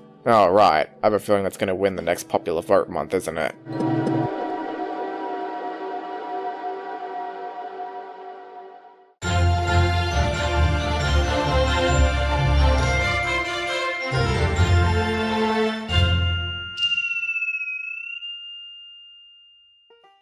By popular vote, it's Looney Tunes back in action. Boy, we're going all out with the Looney Tunes, aren't we? First there was Space Jam, I'm planning to do the sequel next year, and now we're talking about the middle child, the black sheep if you call it. Back in Action was not a financial or critical success when it was released, which explains the large gap between this and Space Jam 2. And much like Shrek Forever After, people are completely split on what they view this movie as. But this time, I can safely say that I sit within the camp of people that think it's good. That doesn't mean it's great, but Back in Action has a lot of neat positives and care put into it that I can pass off the things it doesn't do as well. In this movie, Daffy Duck is getting fed up of Bugs Bunny's relentless amount of attention and think he deserves the spotlight. This leads to him getting fired from his job and accidentally gets a cop named DJ fired from his job as well. It turns out though that DJ is the son of a famous actor who suddenly gets captured by the corporation known as Acme. Yes, the same Acme you see from time to time in the cartoons. But it turns out the chairman's ultimate plan is to obtain the Blue Monkey, a powerful diamond that can turn people into monkeys to rule over the world. After Bugs and a woman named Kate get roped in by coincidence, the four must venture off and make sure the Blue Monkey is safe. Alright, so if there's one immediate thing I could criticize in this movie, it's the story. The fact that it starts out with the Looney Tunes in focus before diving into this MacGuffin rescue story is pretty jarring. And there are a number of instances where the movie loses a bit of focus and just relies on a ton of jokes to keep the audience audience entertained. When I first saw this movie, those were my primary issues. But then I realized that this is how the classic Looney Tunes shorts have always worked. We never go into them to see the story. We go into them to see how the Looney Tunes would interact with said story, which in a weird way actually turns this movie's biggest problem into an aspect I really have to appreciate. I've said it a million times and I'll say it again. It doesn't matter if a movie's story is unoriginal or stupid. If it's entertaining, then I'm getting my money's worth. And Back in Action is a very entertaining movie. While the Looney Tunes themselves feel a bit like an afterthought in a number of scenes, the zaniness and clever timing of the cartoons never leaves. Everybody gets a chance to shine, and there's a big sense of wackiness to almost everybody in this movie, whether cartoon or real. It's not like Tom and Jerry, where we mainly focus on these bland and boring live action characters that I don't give a shit about, and that takes away what we came to see. Even when the Looney Tunes aren't on screen, it's still zany and immensely fun to watch, especially when the animation takes a front seat. Some of these scenes are amazing to watch, and if I sat here talking about the countless references to classic shorts, I'd be here all day. Not to mention the Looney Tunes themselves, when they are on screen, fit so much better here than they did in Space Jam. Instead of just being there because Looney Tunes, they have roles that correspond to their traits perfectly. Bugs is still the same mastermind genius who plays dumb and is in control of everything, and Daffy surprisingly has both of his character traits. The insane lunatic who always comes out on top, and the selfish underdog who doesn't get all the credit he wants. But with that said, the live action actors themselves aren't really that bad. At times they can be just as expressive and over the top as the Looney Tunes can, and I can tell that they are having fun with their performances. However, I did not like Steve Martin. I know I just said a second ago that the other actors are enjoyable when they're hamming it up, but Martin actually hams it up a bit too much. Like he's trying way too hard to be a cartoon character, which would have been fine if the villain was a cartoon character, but he isn't. And then sometimes we'll get moments like this. And that's bad. But yeah, at the end of the day, I actually had a really great time with Back in Action. It will never be as good as Roger Rabbit, obviously, but as far as Looney Tunes movies goes, this one might actually be my favorite. It handles the characters well, it knows when to stay true to the zaniness of the shorts, it's very funny most of the time, and the blend of 2D animation with live action is always great to watch. If you didn't like some of the recent adaptations like Tom and Jerry or Scoob, two movies which hardly focused on their core franchises, you might like Back in Action a lot. It's not perfect, but it's good enough for me to say, give it a watch. And to close out Animation Explosion for 2021, there's simply one thing to say.